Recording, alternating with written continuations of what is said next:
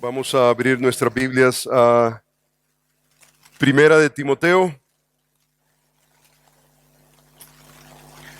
La asignatura que tengo en esta mañana tiene que ver con la iglesia y no solamente la iglesia en términos generales, pero específicamente vamos a tratar con la iglesia en relación al concepto de la familia, la iglesia del Señor como la familia de Dios. El cuidado que debemos nosotros como creyentes tener de cada uno de nosotros dentro del cuerpo de Cristo, que es la iglesia del Señor. Y me gustaría que nuestro punto de iniciación sea una porción muy importante en las Escrituras, y eso es el capítulo 3 de Primera de Timoteo. En Primera de Timoteo capítulo 3, los pasajes que vamos a abordar en este momento creo yo que son fundamentales para entender la carta completa. Cada libro de la Escritura tiene en cierta manera una línea que necesita ser respetada, una línea que nos ayuda básicamente a entender el libro completo. Es lo que muchos teólogos le han llamado básicamente la línea o el lente interpretativo de cada libro. Y creo yo que lo que vamos a leer el día de hoy, la base que vamos a tener tiene que ver con ese lente interpretativo. En otras palabras, necesitamos ver la carta completa a través de ese lente de interpretación, porque en ese pasaje bíblico el autor está plasmando la intención de la carta. Esto lo podemos nosotros corroborar a través de toda la Escritura. Por ejemplo, el libro de Juan, el Evangelio según San Juan. El apóstol San Juan básicamente en esta carta encontramos nosotros la intención, el propósito de la carta. Al final del Evangelio, él dice que Jesús hizo muchas otras señales en presencia de sus discípulos, pero dice que estas se han escrito con el propósito que creáis que Jesús es el Cristo, el Hijo de Dios, y que creyendo en Él tengáis vida eterna en su nombre. Y entonces esa es la última parte del Evangelio. Y entonces cuando usted observa ese lente interpretativo, usted ya se da cuenta que el autor básicamente le está dando una clave de interpretación. Estas cosas de este libro, dice, se han escrito con el propósito que creáis. Bueno, ya está. Entonces, cuando usted va al libro y comienza con el capítulo 1, capítulo 2, 3, hasta llegar al último capítulo, entonces usted observa que Juan ha seleccionado 7 señales y le llama señales. En ningún momento Juan le llama, por ejemplo, a los milagros, le llama señales. Ni en ningún momento a los portentos le llama portentos o milagros, le llama señales, porque una señal está básicamente apuntando a algo más grande. Está apuntando a una realidad que la señal simplemente no lo contiene. Y entonces una señal no es realmente lo más importante. Observamos, por ejemplo, el primer milagro que Jesús hace en el libro de Juan, y es el milagro de convertir el agua en vino. Es un milagro realmente. Juan no le llama milagro, Juan le llama una señal. Y entonces muchos han interpretado ese pasaje bíblico como una excusa para básicamente tener un vicio. Si Jesús hizo el agua, convirtió el agua en vino, entonces yo como borracho tengo ya mi teología ahí, ¿no? Y entonces comienzan, ese es el pasaje del borracho. Pero ya Jesús ya nos dijo, si usted se da cuenta, el mismo autor nos está diciendo que hizo Jesús muchas otras señales en presencia de sus discípulos, pero estas se han escrito no para que nosotros abracemos la borrachera. Estas cosas se han escrito para que creáis que Jesús es sea, en ese sentido es un lente interpretativo. Podemos continuar con ese mismo concepto, pero el tiempo no nos da, así que vamos a ir a materia, a lo que nos une en este momento, y vamos a leer, hermanos, otro lente interpretativo que creo yo que es muy importante en la carta de Primera de Timoteo. Nos da la clave de interpretación. Dice el capítulo 3 de Primera de Timoteo. ¿Lo tenemos, hermanos? Amén. Tenemos esa porción bíblica. Si no tiene una Biblia abierta, espero que tenga un teléfono tal vez donde tenga la Biblia, que no esté usted ahí. Si alguien le va a hablar, Dios le tiene que hablar. Olvídese de la tía, del novio, de la novia, ¿verdad? Vamos a tratar la manera de concentrarnos en lo que estamos aquí en este momento. Dice el versículo 14 de la siguiente manera. El apóstol Pablo, escribiendo a Timoteo, le dice: esto te escribo, aunque tengo la esperanza de ir pronto a verte, para que si tardo, sepas cómo debes conducirte. ¿En dónde? En la casa de Dios. ¿Y qué es la casa de Dios? Es la iglesia del Dios viviente. Y también la iglesia de Dios es columna y baluarte de la verdad. E indiscutiblemente grande es el misterio de la piedad. Dios fue manifestado en carne, justificado en el Espíritu, visto de los ángeles, predicado a los gentiles, creído en el mundo, recibido arriba en gloria. En una manera condensada, resume el Evangelio de Jesucristo, porque la iglesia del Señor, sin el Evangelio de Jesucristo, no es la iglesia del Señor. Ahora, mi interés, hermanos, en este momento no es necesariamente discurrir en cuanto a lo que es el Evangelio. Mi interés es eclesiología. Mi interés es entender la iglesia del Señor. Y el apóstol Pablo le dice a Timoteo, pastor de la iglesia en Éfeso: esto te escribo, aunque tengo la esperanza de ir pronto a verte, para que si tardo, sepas cómo debes conducirte. ¿En dónde? ¿Cuál es la atmósfera? ¿Cuál es el ambiente? ¿Cuál es la institución que él tiene en mente? ¿No es la familia? ¿No es el Estado? ¿No es la comunidad afuera? Él tiene en mente la iglesia de Dios. O sea que para el apóstol Pablo es muy importante que su hijo en la fe entienda cómo debe de comportarse, cómo debe de vivir en la casa de Dios, en la iglesia de Dios viviente, que es columna y baluarte de la verdad. O sea, para el apóstol Pablo, esto es de suma importancia. Él está básicamente dedicando, de sus 13 cartas, está dedicando una carta para que un hombre entienda cómo se debe de manejar la iglesia del Señor, cómo debemos de vivir en la iglesia del Señor. O sea que la carta en sí mismo es altamente eclesiológica. Lo que está resaltando no es necesariamente escatología, aunque habla de escatología. Soteriología, ese no es el interés, aunque habla de soteriología. El interés de él es la iglesia del Señor.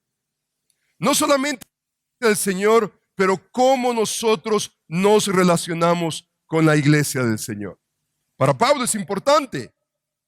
Es tan importante que está dedicando un libro para que nosotros podamos entender cómo debemos nosotros de relacionarnos en la iglesia del Señor. Ahora, para mucha gente, membresía, por ejemplo, de la iglesia, pensar en iglesia, como que es un concepto secundario, es un concepto que simplemente no tiene mayor relevancia. Pero usted se da cuenta que conforme el apóstol Pablo, el libro de Efesios, por ejemplo, dice que Jesús amó a la iglesia y dice que dio su vida por ella. Eso no es un pensamiento secundario. Para Jesús, la iglesia no es un asunto periferal. Para el apóstol Pablo, en la teología, en el pensamiento paulino, la iglesia toma un lugar increíblemente importante. Por ejemplo, algunos dicen, la iglesia no salva, la iglesia simplemente no tiene capacidad de salvar, solamente Cristo salva. Y entonces nosotros necesitamos cristiandad, no iglesiadad, si existiera esa palabra. Está bien Cristo, pero no la iglesia. Porque la iglesia no salva. Cristo es el que salva. Lo que necesitamos es cristianismo. Usted se da cuenta que usted no puede abrazar el cristianismo ignorando la iglesia. Usted no puede aceptar al Salvador sin su esposa. Usted me habla, por ejemplo, de mi esposo. Usted me quiere invitar a comer, digamos, a su casa. Y usted me dice, mira, pastor, yo lo invito a mi casa, pero no traiga a su esposa. ¿Cómo se sentiría usted? Una ofensa. ¿Usted cree que yo voy a ir a su casa? Yo no voy a ir a su casa. Y tampoco lo voy a invitar a la mía. Absolutamente no. Pensar en cristianismo y no pensar en la iglesia conforme al Nuevo Testamento es un absurdo. Por ejemplo, otros dicen, yo soy una buena persona moral, creo en Dios, trato a mi familia bien, al prójimo con tanto esmero, respeto. ¿Por qué yo necesito la iglesia? Yo soy una buena persona. Por ejemplo, muchos jóvenes rechazan la religión organizada, todo lo que tiene que ver con estructura eclesiástica, no va con ellos. Es una generación postmodernista que simplemente rechaza esa idea de, iglesia, como que no. Lo que queremos abrazar es free thinking. Queremos solamente existir y hacer lo que nos dé la gana. Ellos tal vez claman conocer a Jesús, pero no quieren absolutamente nada que ver con la iglesia. Y entonces nos encontramos nosotros que aún miembros mismos de la iglesia piensan en una manera completamente errónea para con la iglesia. Dicen, por ejemplo, nosotros deberíamos de predicar a Cristo, no a la iglesia. Ellos piensan que deberíamos nosotros de enseñar a los inconversos sobre el perdón, la salvación, pero no meternos nosotros en asuntos de doctrina que nos divide. Iglesia no, porque la iglesia, pero usted se da cuenta, entendemos nosotros perfectamente bien que la iglesia nos salva, pero la iglesia tiene un lugar en la economía de Dios. De la manera en como yo lo comparo, hermanos, es, usted, el Señor lo salvó y usted tiene vida eterna. Nadie tal vez va a dudar de su fe. Nadie va a dudar de su salvación. Vamos a poner por sentado de que usted es un creyente genuino. ¿Sabe lo que, hermano, es la doctrina y sabe lo que es la relación con la iglesia? Hermano, eso no es salvación. Yo lo veo eso como la salud de un cristiano. Y hermano, es cierto que son dos cosas diferentes, pero son tan relacionadas. Quisiera usted tener vida, pero estar en un hospital confinado. Tiene vida, pero no puede moverse. Está en coma, semi-muerto. ¿Sabe lo que hace la doctrina? ¿Sabe lo que hace la iglesia? Darle vida al creyente. Movilidad, auge, significado. Pensar en la vida y no en la salud es un absurdo.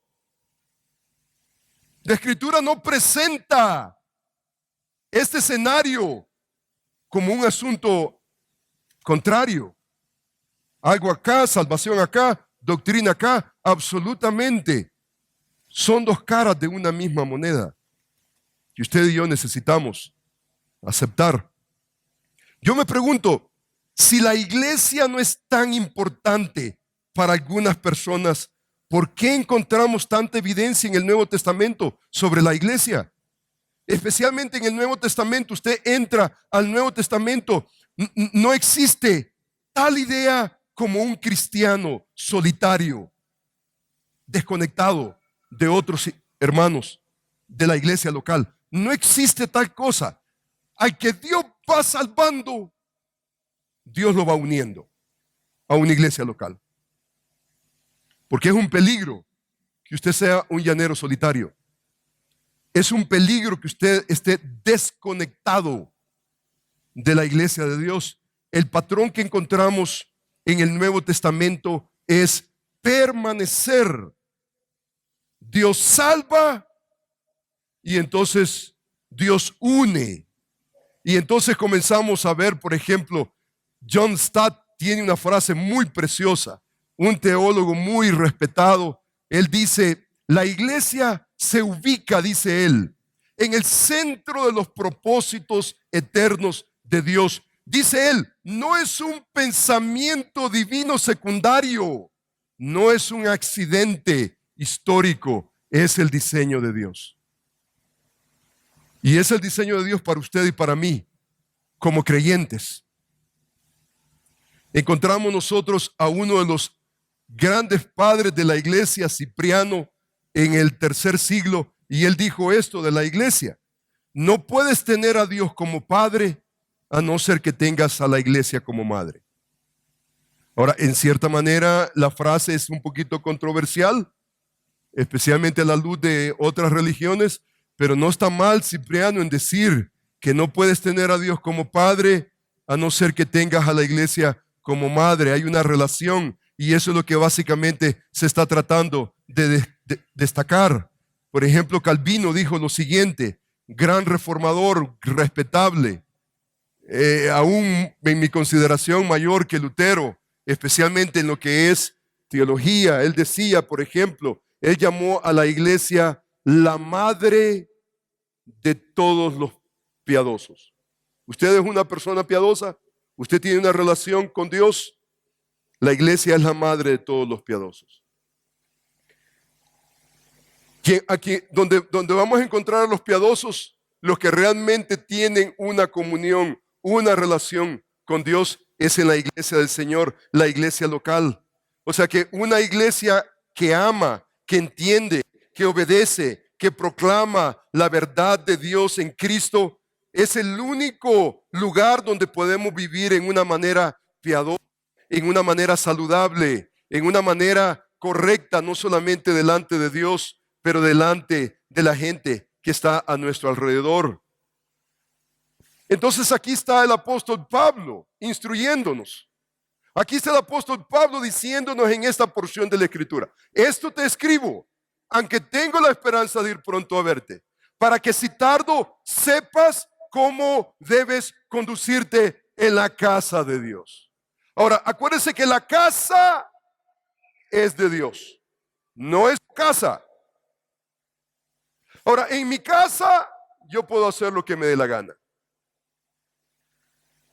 Si usted me invita a su casa, es su casa. Pero en mi casa, yo le digo dónde usted se tiene que sentar. Y si usted se quiere sentar en mi silla, yo no le voy a permitir que se siente en mi silla. Esa es mi silla. Por ejemplo, yo invito a hermanos en la casa, a mi casa, y los hermanos ya saben que yo tengo mi silla. Y nadie se siente en la silla. Y si alguien se siente en la silla, inmediatamente uno de los miembros de la familia viene, le pone el brazo encima: hermano, mire, venga, siéntese por acá, amablemente, porque no es la casa de nadie más, sino es mi casa. Mis hijos no se sientan en esa silla. Y en el momento en que yo bajo para desayunar y ellos están sentados en la silla, inmediatamente se paran y se sientan en su lugar adecuado, porque esa es mi casa. Usted no puede llegar, por ejemplo, a mi casa y decir, por ejemplo, va a quitarse los zapatos y el calcetín lo va a trabar No, no, usted no puede hacer eso. En su casa usted puede hacer eso. Correcto. Pero en la casa de Dios, I'm sorry, no, no, no, no, no. Estamos tratando con la casa de Dios.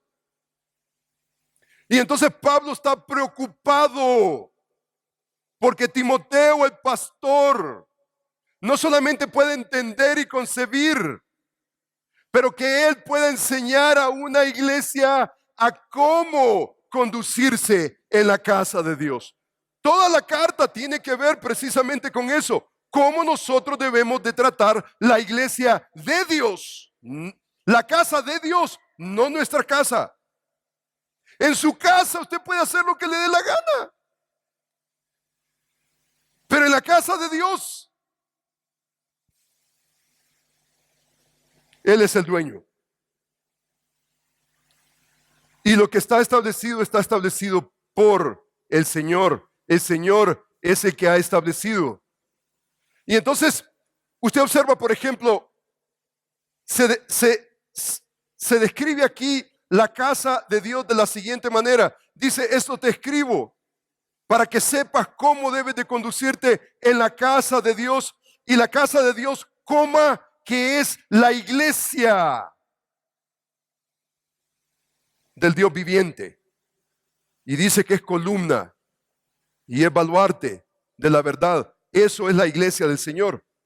La iglesia del Señor es precisamente eso. La palabra, por ejemplo, iglesia, es una palabra que constantemente está viniendo a nosotros en el Nuevo Testamento. Tiene que ver con una asamblea de creyentes, un grupo de personas que han creído en Cristo. En una manera más correcta, es una congregación de cristianos que está implicando interacción de membresía, un pueblo con creencias compartidas que básicamente comprenden una comunidad, una congregación. Esta asamblea goza, por ejemplo, de un lugar específico, una geografía. La evidencia que tenemos en el Nuevo Testamento es la iglesia en Jerusalén, la iglesia en Antioquía, la iglesia en Tesalónica, la iglesia en cualquier lugar del mundo antiguo, la iglesia O sea que hay una geografía de por medio. Ordinariamente están los hermanos, los creyentes envueltos en celebrar los asuntos del rey, del dueño de la casa, de Dios. No estamos allí para hacer lo que nos dé la gana. No estamos en la iglesia de Dios para lo que se me ocurrió a mí. No, absolutamente. Estamos para celebrar lo que concierne a la voluntad del que nos llamó por la gracia de su amado Jesucristo. Entonces vemos nosotros que esa palabra iglesia, eclesía en el Nuevo Testamento se refiere a esa asamblea de llamados, esos creyentes están desempeñando básicamente, han sido llamados para poder exhibir las glorias de Cristo a través de sus propias vidas. Y entonces encontramos esa palabra constantemente. 114 ocasiones se encuentra la palabra en el Nuevo Testamento. Por ejemplo, en el libro de Mateo, 3 ocasiones. Encontramos en las cartas paulinas 46 ocasiones. En el libro de los Hechos, 23 veces la palabra iglesia. En Hebreo, 2 veces.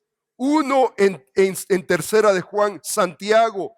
En Apocalipsis, 20 veces. Usted se da cuenta que conforme a este desglosamiento, el apóstol Pablo es el que más frecuentemente utiliza el concepto de iglesia. En otras palabras, si usted quiere entender eclesiología con más precisión, el teólogo principal, no es el único, pero principal es el apóstol Pablo. El apóstol Pablo está constantemente, él está preocupado por la iglesia del Señor.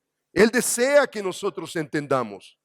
Por ejemplo, el hermano Mark Dever, Otro teólogo, creo yo, muy acertado, él dice que la iglesia se usa para referirse a esas asambleas donde los creyentes vienen a celebrar, dice él, la gloria de Dios, a obedecer su voluntad.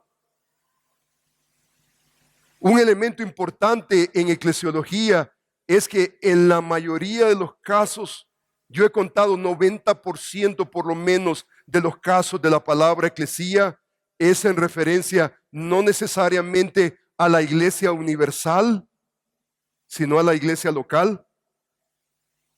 El concepto de la iglesia universal, en cierta manera, hermanos, es muy, pero muy, si no lo entendemos apropiadamente, podemos nosotros caer en varios errores. Y hermanos, el Señor va salvando y la iglesia universal son los creyentes que Él ha salvado a través de todas las generaciones, todos los pueblos. Nosotros pertenecemos a la iglesia universal. Pero hermanos, yo no conozco a mi hermano en África. Yo no sé a quién Dios ha salvado en el Congo. Yo no sé. La iglesia local sabe lo que me sugiere. La iglesia local, 90% de las ocasiones, y yo creo que aún hasta más, tiene que ver con ese sentido local. Tiene que ver con ese énfasis. Y ese énfasis que hay una geografía. La iglesia de Antioquía, la iglesia en Jerusalén, la iglesia en Tesalónica, la iglesia en Bolivia, y de Bolivia la iglesia en La Paz y la iglesia en Santa Cruz. Entonces, pensamos nosotros en localidades y en cada localidad Dios está salvando a individuos y no los deja abandonados. Los une a una iglesia local y entonces en esa iglesia local la iglesia es el cuerpo de individuos que Dios ha llamado por su gracia a través de la fe en Cristo Jesús para que colectivamente nosotros podamos glorificarle a Él y que nosotros podamos servirle en este mundo. Es más, pensamos nosotros en este concepto. Los llamados básicamente son aquellos que estuvieron en la esclavitud del pecado y han sido transferidos al reino de su Hijo amado. Los que Dios ha predestinado antes de la fundación del mundo para que sean sus hijos, pasar de la eternidad pasada de pecado y ser llamados, ser justificados a una vida, no solamente en relación a Dios, en relación a la iglesia y en relación al mundo que nos rodea. Es de ese concepto que básicamente en mi criterio el propósito de la iglesia es, número uno, exaltar a nuestro Dios, número dos, edificar a los santos y número tres, evangelizar a los perdidos. La iglesia existe con tres relaciones, tres dimensiones. Estamos conectados con Dios, estamos conectados dentro de la iglesia y estamos conectados con el mundo que nos rodea. ¿Qué hacemos nosotros con el mundo? Evangelizamos a los perdidos. ¿Qué hacemos nosotros con los santos que Dios ya salvó? Los edificamos. ¿Y qué hacemos nosotros con Dios que nos salvó? Lo adoramos, le exaltamos. Vivimos para el honor y la gloria suya. Y entonces, hermanos, hay una frase que yo quiero en este momento enfatizar. Y el pasaje de la Escritura que usted observa, el pasaje de la Escritura que estamos nosotros tratando en este momento, dice de la siguiente manera: esto te escribo para que sepas cómo debes conducirte en la casa de Dios. La casa de Dios. La imagen de la casa de Dios. Tiene un dueño. Pero usted se da cuenta que la palabra casa tiene que ver precisamente con la familia. Casa no en el sentido estructural. La palabra oikos no, la idea de oikos no es las cuatro paredes ¿Dónde se reúne la iglesia de Dios?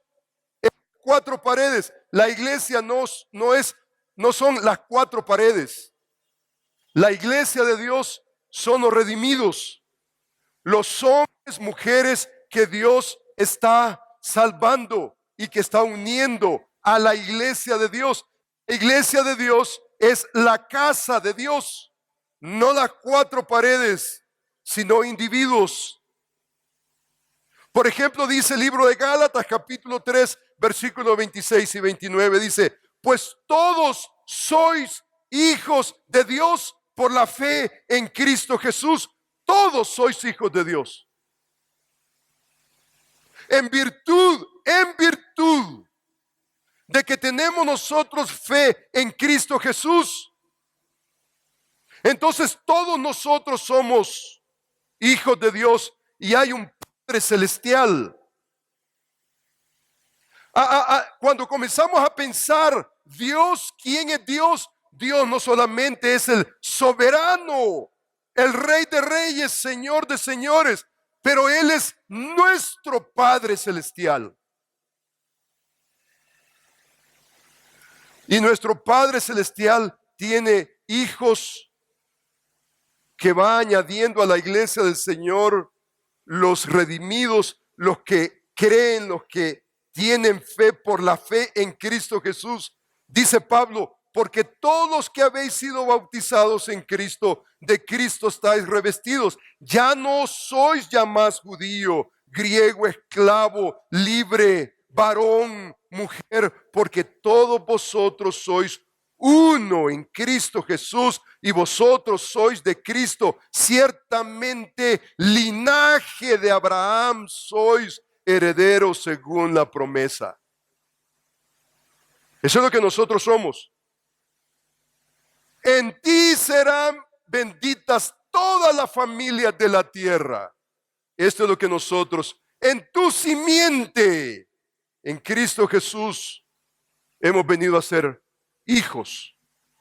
Él nos ha redimido, Él nos ha adoptado. Somos una familia. Y entonces cuando pensamos nosotros en que somos una familia, pensamos nosotros en que Dios no es solamente Dios abstractamente, soberano, infinito, muchas veces inentendible, pero Él es nuestro Padre. Mire, observe usted conmigo el Sermón del Monte. Abra su Biblia al libro de Mateo. Mire conmigo el libro de Mateo y observe este vocabulario que el Señor Jesús utiliza. El Señor Jesús nos enseñó a sus discípulos a concebir a Dios no solamente como Dios, pero a concebir a Dios como Padre. Esa imagen de percibir a Dios como Padre es muy, pero muy frecuente en los evangelios, especialmente en este Sermón del Monte. Por ejemplo, en el capítulo 6 leemos estas palabras muy, pero muy comunes, en las cuales el Señor Jesús enseña a orar a sus discípulos. Y entonces dice la Escritura: y cuando oréis, dice, no seáis, dice, como los hipócritas. Pero en el versículo 6 dice: vosotros pues oraréis así: Padre nuestro que estáis en los cielos. Padre nuestro. Jesús enseñó a sus discípulos a concebir a Dios como Padre. Él es nuestro Padre, porque nosotros somos sus hijos.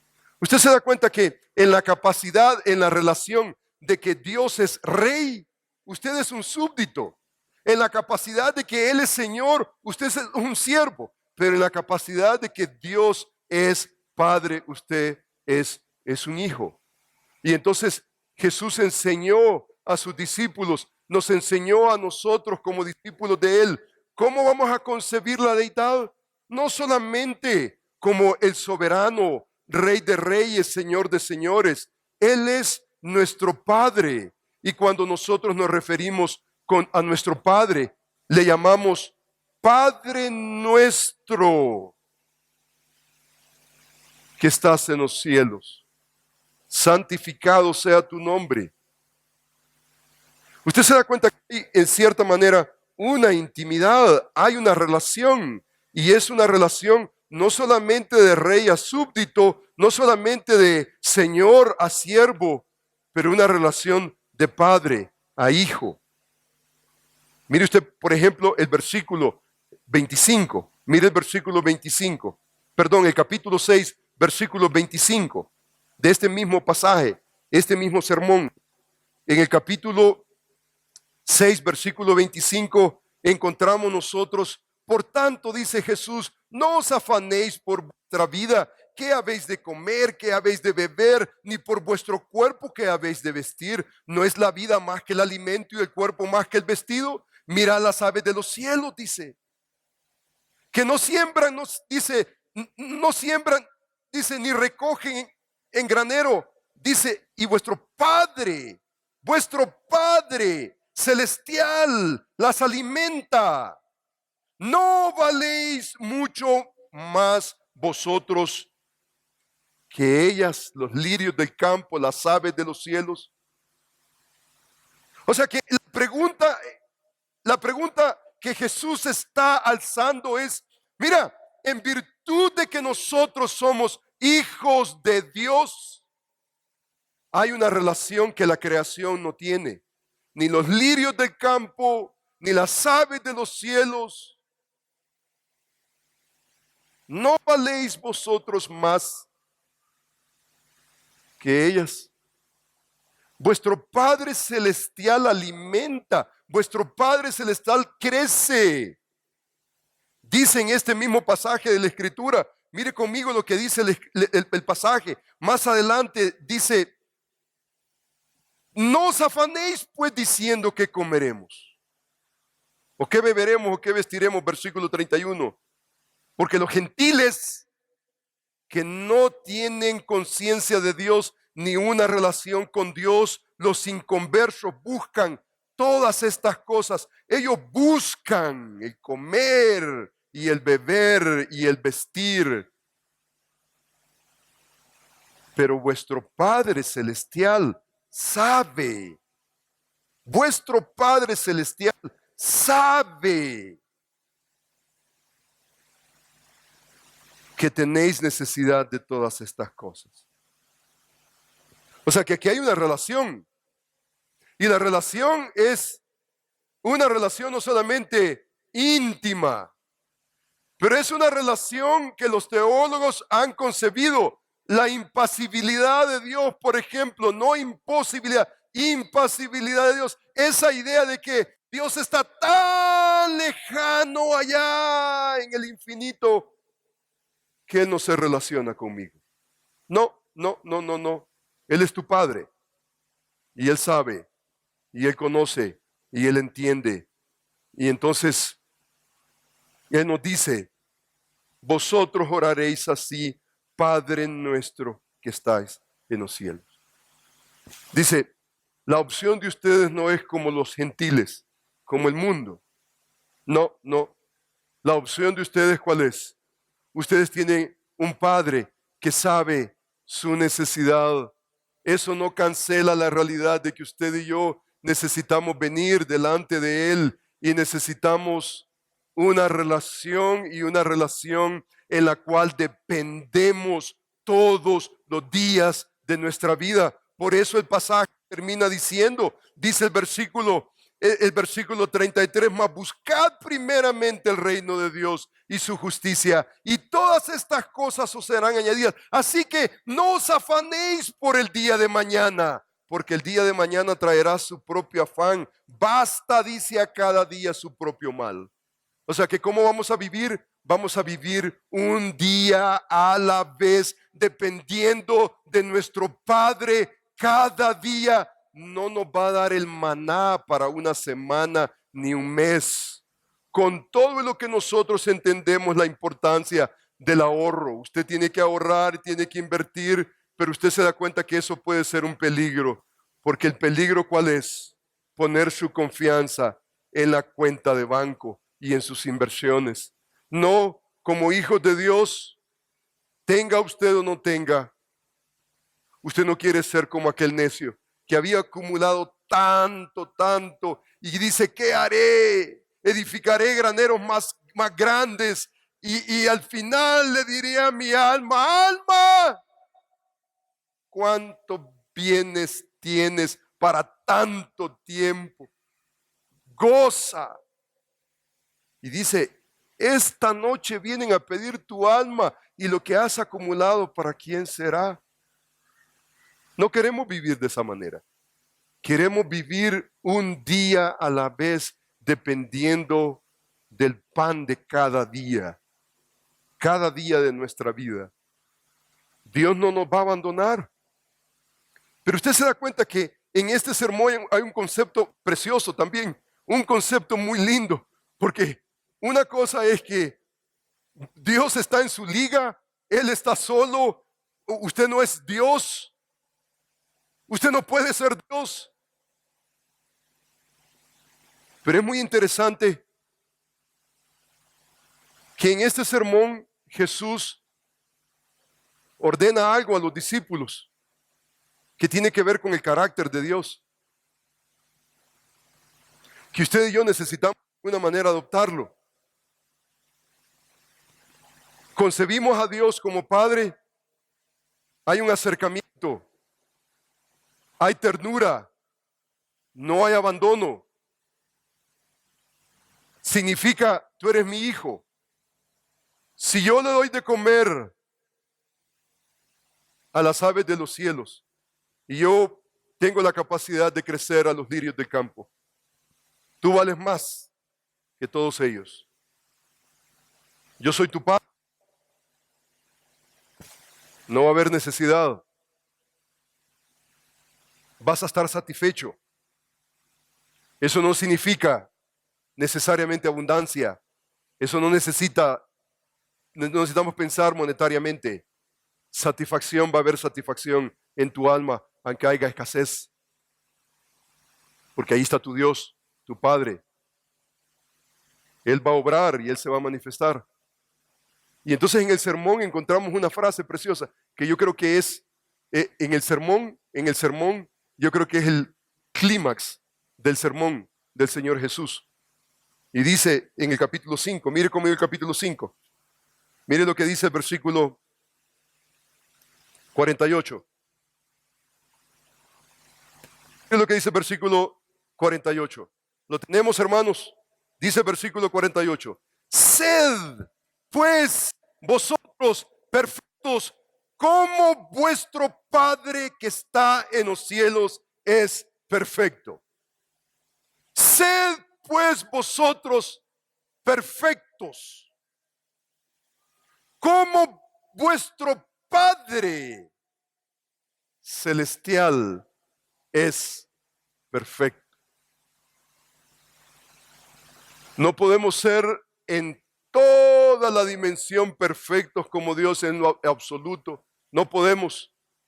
No podemos ser en todas sus dimensiones, en todos sus atributos. Pero en los atributos comunicables de Dios, nosotros debemos de aprender a ser como nuestro Padre celestial. Usted no tiene opción, discípulo, usted no tiene opción. Ahora, no quiero que se pierda lo que estoy argumentando en este momento, porque esto es importante para entender al apóstol Pablo, cuando él dice, esto te escribo, aunque tengo esperanza de ir pronto a verte, para que si tardo, sepas cómo debes de conducirte. ¿En dónde? La casa de Dios. La casa es una familia. Y en la casa nosotros somos hermanos. Y hay un Padre celestial. Esa imagen no podemos perderla. La imagen que Él es nuestro Padre y en virtud de que Él es nuestro Padre, nosotros somos sus hijos, hay una intimidad. Él no nos va a abandonar, Él va a suplir nuestra necesidad. Pensemos nosotros, pensemos lo que eso significa cuando se trata de la iglesia del Señor, especialmente la casa de Dios. Cuando se trata de la iglesia de Dios, que es básicamente la familia de Dios. La familia de Dios básicamente es un concepto increíblemente precioso. Es más, la palabra favorita para el apóstol Pablo, para referirse a los creyentes, ¿sabe cuál es? Hermano.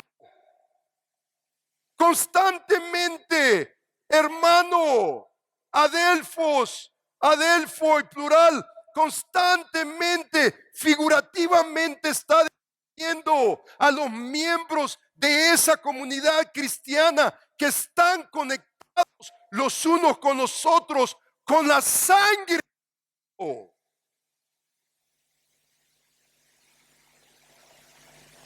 No estamos conectados biológicamente, culturalmente. Usted encuentra al otro lado del mundo encuentra un hispano y usted le dice, oh, mi hermano, en virtud de que es su hermano cultural. No estamos hablando de eso, estamos hablando que la sangre de Cristo nos une, no importa de dónde usted venga. No importa cómo usted luzca, no importa cuánto usted tenga. Somos hermanos. Pablo usa esta palabra por lo menos 60 veces en sus cartas. Por ejemplo, en la carta a los tesalonicenses, primera y segunda, la utiliza 27 veces. Y hermano, yo quiero invitarle que solamente para que nosotros observemos cómo el apóstol Pablo está saturado de este concepto, la realidad de que no somos otra cosa más que hermanos en la iglesia del Señor. Y tenemos una responsabilidad que necesitamos mantener rápidamente. Mire usted conmigo el libro de Colosenses, el capítulo 5. Mire conmigo solamente para darnos una idea de cómo el apóstol Pablo está utilizando este concepto de hermanos. Mire conmigo, constantemente estoy solamente seleccionando esta porción, pero podríamos ir a muchas otras porciones paulinas. Pero en el capítulo 5, el apóstol Pablo dice en el versículo 12, mire conmigo el versículo 12. Os rogamos, ¿qué dice? ¿Tienen su Biblia abierta? Dice el versículo 12, os rogamos, ¿qué cosa? Hermanos. Os rogamos, hermanos, que reconozcáis a los que trabajan entre vosotros y os presiden en el Señor, os amonestan, que os tengáis en mucha estima por causa de su obra, dice, tened paz entre vosotros. O sea que a los hermanos les está diciendo, hermanos, ustedes tienen una responsabilidad para con aquellos que os guían, los que trabajan entre vosotros, los líderes de la iglesia del Señor. Pero mire el siguiente versículo bíblico 14 dice, también os rogamos, ¿qué cosa? Hermanos, que amonestéis a los ociosos, que alentéis a los de poco ánimo, que sostengáis a los débiles, que seáis pacientes para con todos. Hermanos, usted es hermano. Yo soy hermano. En la iglesia del Señor tengo responsabilidad, no solamente para con los que me guían, los líderes de la iglesia, pero yo tengo responsabilidad con mis hermanos. Y mis hermanos, no todos son iguales. No todos mis hermanos son iguales. Yo crecí en una familia increíblemente competitiva, muy competitiva. Mis dos hermanas mayores compitieron en los Juegos Panamericanos. Ellas practicaban esgrima. Y entonces una terminaba los Juegos Panamericanos con primer lugar, la segunda en segundo lugar. Una competencia increíble. Pero había una hermana que no era competitiva. No era competitiva. Era una muy pasiva, hermana muy peculiar, era única. Hasta donde nosotros supimos normal y todo. Pero mis papás estaban esperando que porque la primera era competitiva, segunda debía de ser competitiva y también la tercera no era competitiva. Y entonces cuando venían los diarios a hacer un reporte que querían escribir un artículo, las dos primeras estaban en la primera página y todos los demás básicamente estábamos nosotros, ¿qué es lo que va a pasar acá con todo esto? Y entonces nosotros crecimos con ese concepto de favoritismo. Hermanos, en la iglesia del Señor no somos iguales. Y el apóstol Pablo dice, hermanos, dice el versículo bíblico, mire qué interesante, hermanos, os rogamos que os amonestéis, dice a los ociosos, dice que alentéis a los de poco ánimo, que sostengáis a los débiles. No todos son fuertes, no todos son del mismo ánimo, pero con todos, paciencia. Mire conmigo, hermanos, este mismo pasaje bíblico. Rápidamente, observe usted conmigo cómo finaliza esta porción de la Escritura. Versículo 25. Dice el versículo, hermanos, orad por nosotros. Porque ¿qué es lo que hacen los hermanos? Aún por sus líderes. Oramos los unos a los otros. Mire el versículo siguiente. Saludad a todos los hermanos. ¿Con qué? Con ósculo santo. Orad, dice, por nosotros. ¿Y quiénes son nosotros? Pablo, Silvano y Timoteo, los líderes. Y Pablo está pidiendo que los hermanos intercedan, porque ellos mismos, Pablo mismo se ve como hermanos, como un hermano. Dice, saludad a todos los hermanos, dice, con ósculo santo. Hermanos, ese vocabulario tiene que definirnos a usted y a mí. Ese vocabulario nos define. En ese sentido, hermanos, el hermano John Piper está en lo correcto con su libro. Él escribió un libro que se llama Brothers, We Are Not Professionals, dirigido a los pastores, dirigido a los líderes de la iglesia.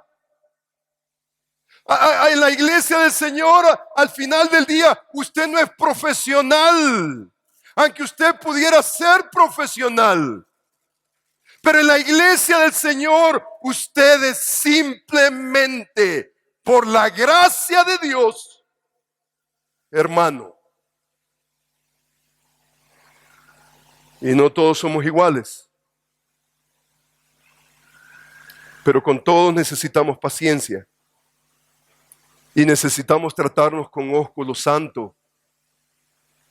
Personalmente yo acostumbro, mis hermanos, especialmente los que están cerca, yo lo veo al hermano domingo en la mañana y yo beso a mi hermano, yo beso a mi otro hermano. Algunos hermanos no me gusta besarlos porque tienen un bigote grandotote que usted siente hasta la coronilla, ¿no es cierto? Pero usted los aguanta porque son sus hermanos. Y cuando Pablo dice, saludad a los hermanos con ósculo santo, tiene que ver con está hablando de ese cariño que nos debemos, que aunque tal vez el beso directamente no esté allí, que tal vez en su cultura no se acostumbre el beso, pero hay un afecto, porque una sangre nos une, y es la sangre de Cristo. La sangre de Cristo nos une. Y la sangre de Cristo trasciende más allá. Tan importante es título, esa nomenclatura, hermano, para Pablo, que él dice en la primera carta del capítulo 5, él dice en el versículo 11, más bien dice, os escribí que no juntéis, dice, con ninguno que llamándose hermano fuere fornicario y avaro, idólatra, maldiciente, borracho, ladrón. Con el tal, dice, ni comáis. Llamándose hermano, un insulto. No se llame hermano. No se llame hermano. Si usted se va a llamar hermano, usted va a poner en alto la familia de Dios. Qué triste, ¿no es cierto? Cuando nos vemos nosotros con otras culturas, nos vemos nosotros, el hispano. ¿Y quién mató al otro? ¿Quién robó la tienda? Ah, el hispano. Y usted es hispano. ¿Y cómo se siente usted?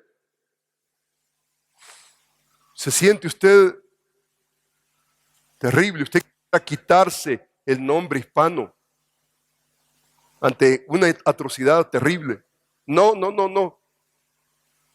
No estéis con aquellos que se llaman hermanos y viven no como hermanos. Los hermanos viven de una manera. Los hermanos viven no a la manera del mundo. La iglesia se le llama la iglesia del Dios viviente, la familia de Dios. Y es un privilegio enorme llamarnos nosotros hermanos. Y en virtud de esa capacidad de hermanos, nosotros observamos que debemos de tener un trato. Y el trato, Pablo lo menciona de la siguiente manera. Así que, según tengamos oportunidad de hacer el bien, dice, hagamos bien a todos y mayormente a los de la familia de la fe. O sea que hay una preferencia. Si el mundo dice, hay una preferencia para la iglesia de Dios, sí hay una preferencia, porque ese que tú ves ahí, débil, como lo ves, merece el respeto, porque él es mi hermano. Él lleva mi propia sangre. Es la sangre de Cristo. Y nos une. No importa qué tan competitivo sea usted o qué tan débil sea, una sangre nos une.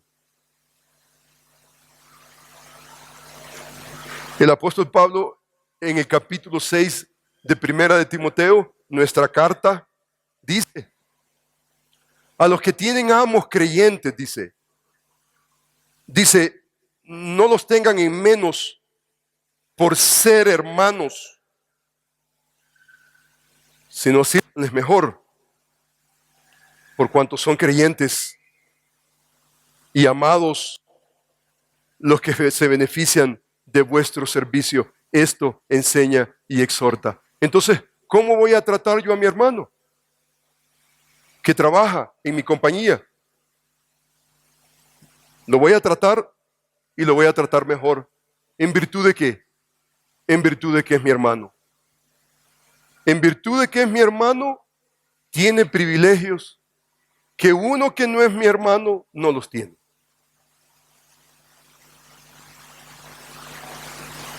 Él es mi hermano. Trabaja para mí, pero es mi hermano. Tiene responsabilidades como los otros, pero tiene privilegios únicos. Solamente mi hermano tiene los privilegios. Por eso, en la carta de Primera de Timoteo, mire usted conmigo el capítulo 5. Observe usted conmigo el capítulo 5 y termino, hermanos, esta nota. Mire conmigo el capítulo 5 de Primera de Timoteo, el versículo 1.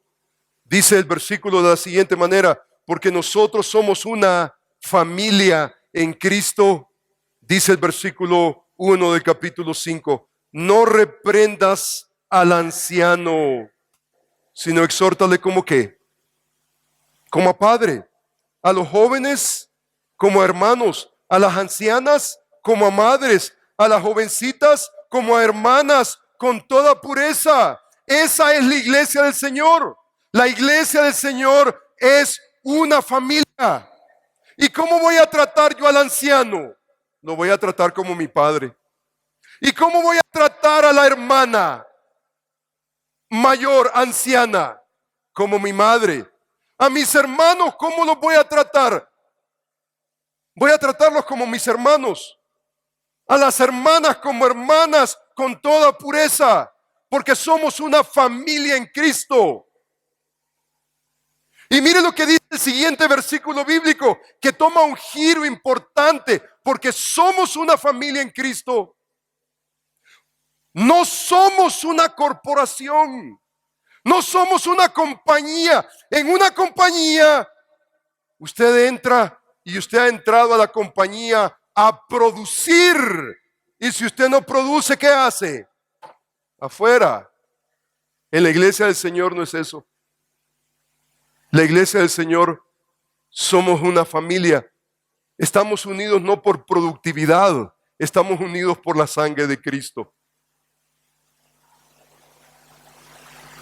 Con sus trabajadores usted puede hacer lo que usted necesite hacer.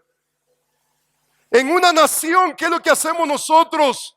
Mire usted, naciones hoy en día, mire usted las cosas que están deliberando en la política. La eutanasia, por ejemplo. La eutanasia, ¿qué cosa es? Es una expresión, no de un concepto de familia, de responsabilidad. La eutanasia significa básicamente, mira, ya estás viejo, ya no produces, hay que aniquilarlo.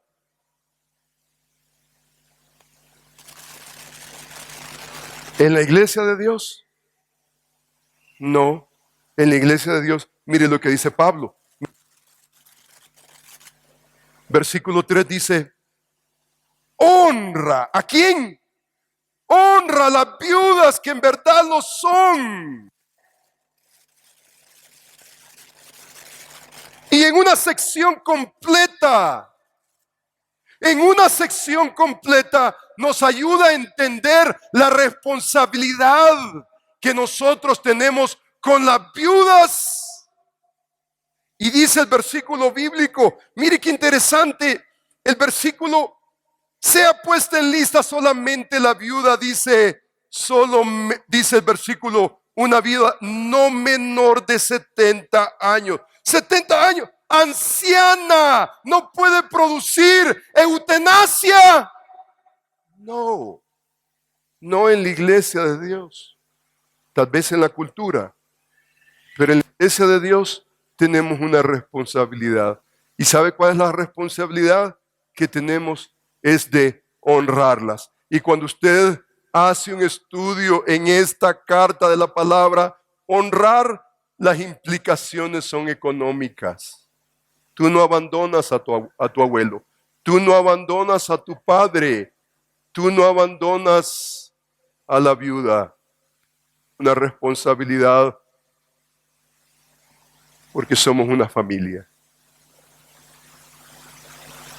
Mire el capítulo 6, observe el capítulo 6, versículo 1, que es parte de la misma sección.